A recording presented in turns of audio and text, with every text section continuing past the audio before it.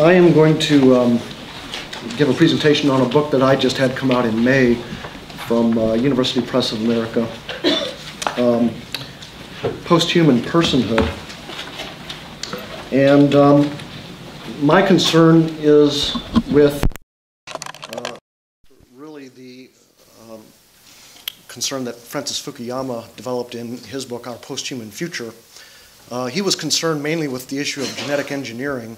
I expand my treatment of the issue to include robotics, artificial intelligence, and pharmacology. And the question of the book really is, will human personhood survive? Now, of course, to a certain extent, that depends upon the meaning of the term human. My first chapter is Welcome to the Posthuman Age. So I felt like what I wanted for my first chapter was a form of personal address. So welcome to the posthuman age. Francis Fukuyama's book, Our Posthuman Future, sets out a challenge to reflect on the ethical boundaries of a posthuman age. Human beings are becoming the objects of genetic manipulation. This may be seen as self-enhancement or self-negation. There is also a possibility of non-human machine intelligence to develop to the point that we must recognize computers or robots as persons. My second chapter, this is very quick of course, but my second chapter title is taken from a movie, Blade Runner. The corporation that was making cyborgs or robots in the film had a motto, more human than human. Well, the meaning of the term human, as we've discovered, of course, is ambiguous. It can have a biological meaning or a moral meaning. Here, I apply Wilfrid Sellars' approach to disambiguate these terms by introducing a linguistic convention. The term human, superscript B, will be used to refer to biologically human beings, and the term human, superscript M, will be used to refer to morally human beings or persons. Thus, the phrase more human than human from the film, Blade Runner, can be understood to mean more human, M, than human, B. So I take it that in the storyline of the film, the company was not trying to make a robot that was more biologically human than biological human beings. It was trying to make robots that are more person-like than biological human beings. Here I want to apply my linguistic convention to a text from a book by John Kavanaugh, Who Count as Persons? Kavanaugh wrote, humans, by the very fact of being human, are endowed with the intrinsic value of personhood. Now, since the term human has different meanings, we can get these different senses of that sentence. Humans M, by the very fact of being human M, are endowed with the intrinsic value of personhood. Now, it seems to me that means that persons, by the very fact of being persons, are endowed with the intrinsic value of personhood, which I think is true, but not very informative. Secondly, humans B, by the very fact of being human B, are endowed with the intrinsic value of personhood. Now, again, it seems to me that this phrase is asserting, perhaps, that biological humanity is a sufficient condition for moral humanity or personhood. Thirdly, humans B, by the very fact of being human M, are endowed with the intrinsic value of personhood. And fourthly, humans M, by the very fact of being human B, are endowed with the intrinsic value of personhood. So it's obvious that there is a serious ambiguity in the meaning of the term human, which we should try to disambiguate.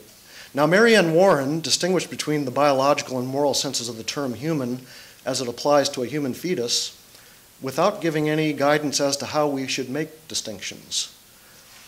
However, in the Western philosophical and theological tradition, there have been serious attempts to think about how we should make distinctions and whether there are different kinds of distinctions that we can make. In the 16th century, Francis Suarez described how to make the traditional distinctions, a real distinction, a distinction of reason, and a distinction of reason with a foundation in reality. Now, the first two of those I think are pretty common. People will commonly make a distinction that I think traditionally would be called a real distinction, without using that terminology. And they will make a distinction of reason, again, without using that terminology.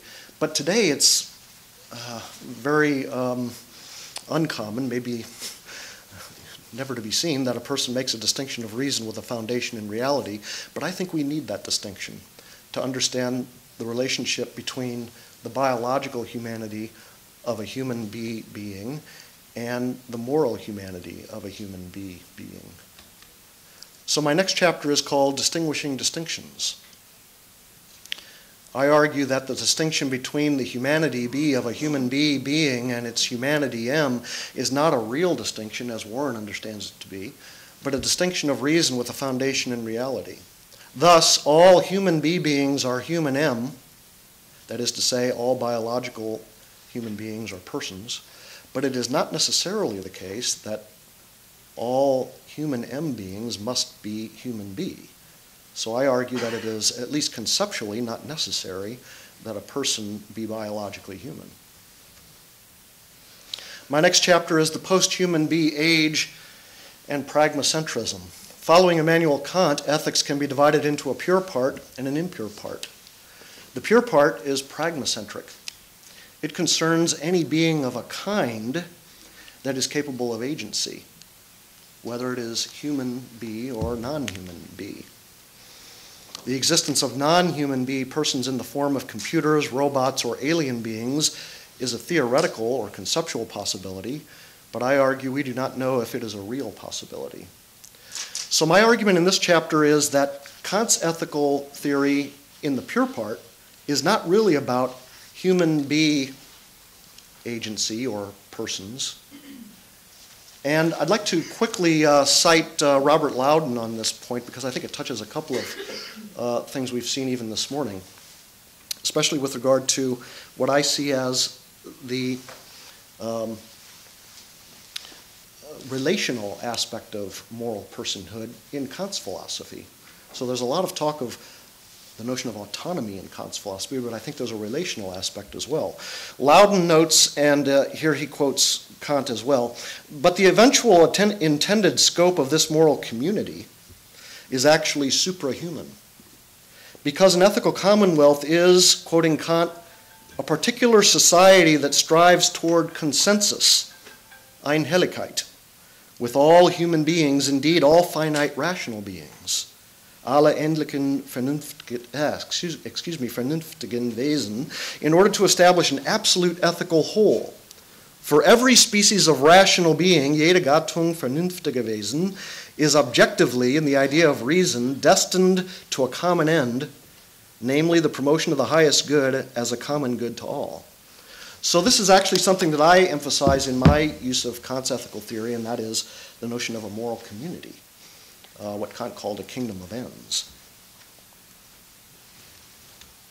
My next chapter is on impure ethics, post-human B impure ethics. Impure ethics is an empirical consideration of the moral community. I argue that all human beings are persons in the moral sense. Non-human B animals, in my view, are not included in the moral community, since they are not beings of a kind that are capable of rational agency. And I should say, I'd like to emphasize, I should have said rational agency. In the book, I actually distinguish between three different kinds of rationality. There is substantial rationality, instrumental rationality, and reflexive rationality. And I take it that ethical reasoning involves reflexive rationality. While all agents are persons, not all persons will be capable of agency. And so Martha Nussbaum's treatment of impaired human beings illustrates the importance of separating the concepts of agency, rational agency, as a performance, and personhood. So my view is that human beings, in the biological sense, that are disabled or impaired are not, in a sense, marginal persons. They are persons in the moral sense, but they are simply not able to exercise the agency of a person. So again, all agents in my view, are persons, but not all persons will be able to exercise rational agency. What is morally significant, in my view, is whether a thing is an agentive type being. All agentive type beings, in my view, are persons. My next chapter is on the Anthropocene M age. As the advent of the post-human B age approaches, there are some who have been compelled to designate the present geological age as the Anthropocene age, the age of human bee kind. This is a designation for a geological epoch that is characterized by alterations in the Earth's ecosystems and climate by human bee activities. And so we can think of it as an Anthropocene age. In the Anthropocene age, human bee beings must take responsibility for managing the planet. Were non-human bee persons to be found to exist, for example, in the form of robots or computers, or genetically altered non-human animals, perhaps, we would then have to expand our understanding of the Anthropocene age to be the Anthropocene age, including both human bee and human, that is, non-human bee persons. And my final chapter is on the post-human bee predicament.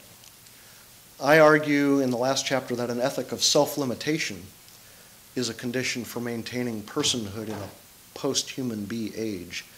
The technological enhancement of human bee beings and the possible development of non-human bee persons may result in what Kierkegaard called the despair of possibility, an irrational field of action. So that was very quick, but thank you. Any questions?